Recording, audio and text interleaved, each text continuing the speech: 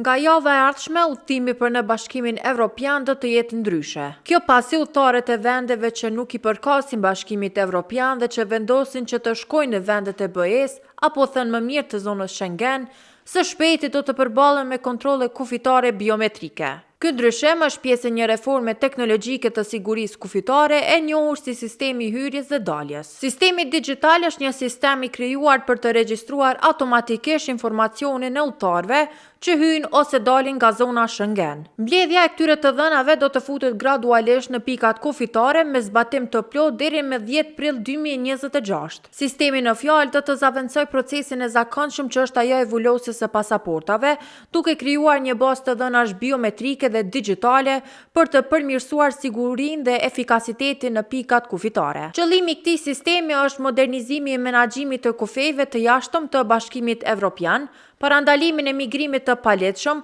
luftimin e mashtrimit me identitetin, si dhe identifikimin e personave që qëndrojnë më gjatë sesa lejohet në zonën Schengen. Gjithashtu, sistemi do të ndihmojë në monitorimin e udhëtarëve që hyjnë në BE pa vizë, për të siguruar që ata të respektojnë rregullin e qëndrimit maksimal prej 90 ditësh brenda çdo periudhe 180 ditore.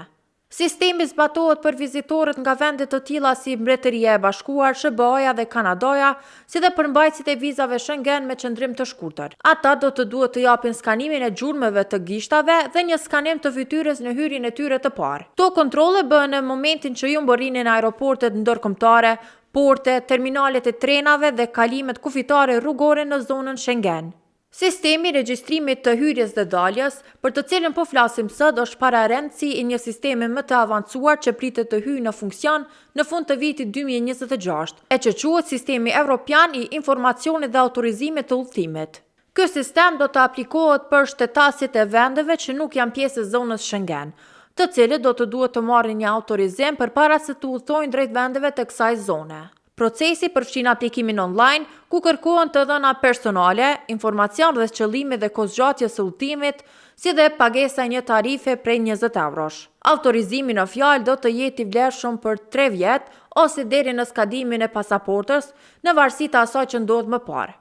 Të gjitha këto digitalizime janë duke u krijuar për të forcuar sigurinë kufitare në Bashkimin Evropian, për të identifikuar më herët rreziqet e mundshme dhe për të lehtësuar udhëtimin për ata që udhtojnë shpesh, duke shmangur procedura të gjata në kufi. Pikërisht për këto ndryshime, kosovarët i njoftoi ditë më parë edhe Ministria e Punëve të Brendshme. Pas liberalizimit të vizave, numri i kosovarëve të cilët udhtojnë jashtë vendit me theks të veçantë në vendet e BE-s është tejet i rritur. Kësaj, Ministria e Punëve të Brendshme njoftoi se detajet në lidhje me digitalizimin e fundit në BE do të bëhen të ditura në vazhdim, në mënyrë që kosovarët të kenë më të qartë mënyrën se si duhet të aplikuar paraprakisht online.